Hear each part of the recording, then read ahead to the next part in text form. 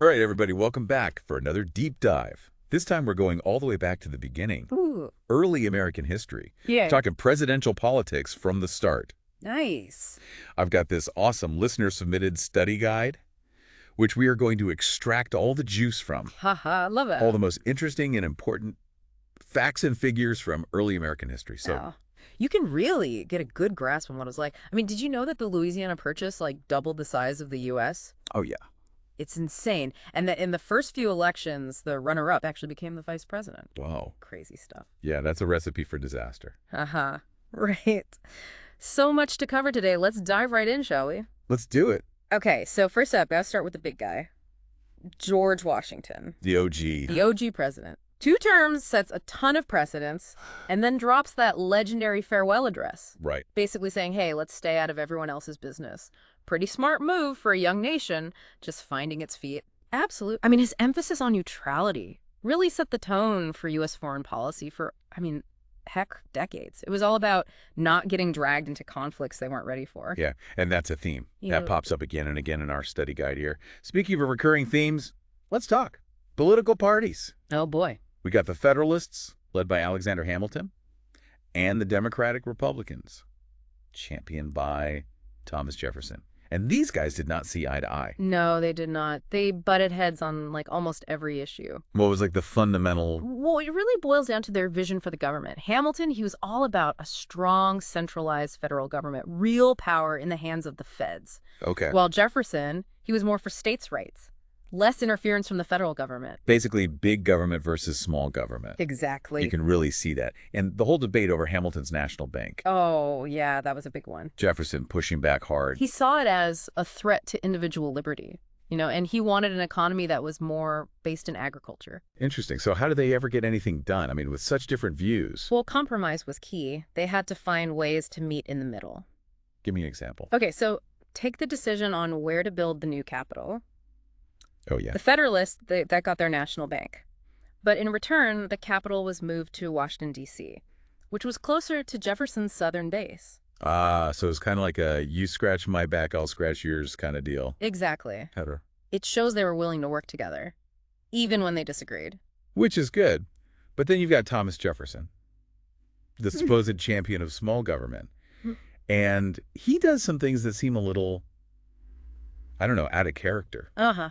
I mean, he's the guy who rejected mercantilism, right? Right. The idea that a nation's power comes from controlling trade. Yeah, and amassing wealth. But then he turns around and does things that even Hamilton might have found questionable, Interesting. like slashing the Navy budget. Yeah, that was a big one. Why would he do that? Well, he really believed in a smaller, less involved government. Yeah. A big navy meant a big military presence around the world. Right. Which could lead to more conflict. And he wanted to avoid that. Exactly. But then there's the Louisiana Purchase. Oh, yeah. Doubles the size of the country. Yeah. That doesn't exactly scream small government. It was a bold move for sure, but it was also strategic. In what way? Well, it gave the U.S. control of the Mississippi River, which was crucial for trade and transportation. Oh, yeah, that makes sense. And it opened up all this land for westward expansion. So he was thinking about the future of the nation. Exactly. Even if it meant expanding the power of the federal government in the short term. It's all about balancing those different priorities, right? Right. But it wasn't without controversy. No, not at all. I mean, you're talking about taking land that was already inhabited by Native American tribes. Yeah. And then there was the whole question of whether Jefferson even had the authority to make such a purchase. Right. Exceeding his power. Some people argue that he was overstepping his constitutional bounds. Interesting. All right. So we've got Washington setting precedents, Jefferson expanding the nation. What about John Adams? Ah, John Our Adams. study guide mentions the XYZ affair. Right. What was that all about? Well, it shows just how tricky international relations could be, especially for a young nation trying to find its place in the world. Okay. So French officials, they demanded bribes from U.S. diplomats. Whoa, that's shady. It caused outrage in the U.S. People were calling for war. So what happened? Well, the Federalist Party actually split over how to respond. Oh, no. Hamilton, he was all for going to war. But Adams, he ultimately chose diplomacy. Interesting. Yeah, he negotiated a peaceful resolution, which was a tough call, especially when you've got public opinion pushing you in the other direction. Right.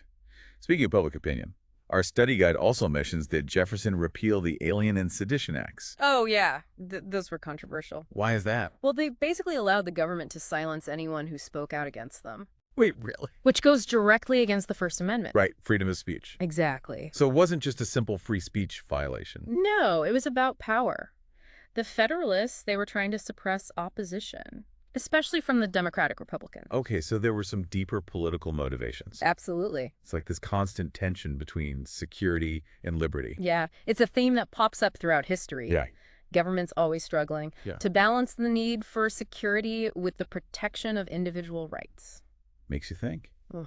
All right, so we've covered a lot of ground here. We have. What are some key takeaways? Well, first off, the Founding Fathers, they didn't always agree. That's for sure. They had different visions for the nation, and their debates really shaped the political landscape for generations to come. Interesting. And then the decisions they made, they had a ripple effect. I mean, we're still feeling the impact of those decisions today. Right, and lastly, those precious freedoms that we hold dear, like freedom of speech, they were challenged right from the start. Right. Makes you realize that.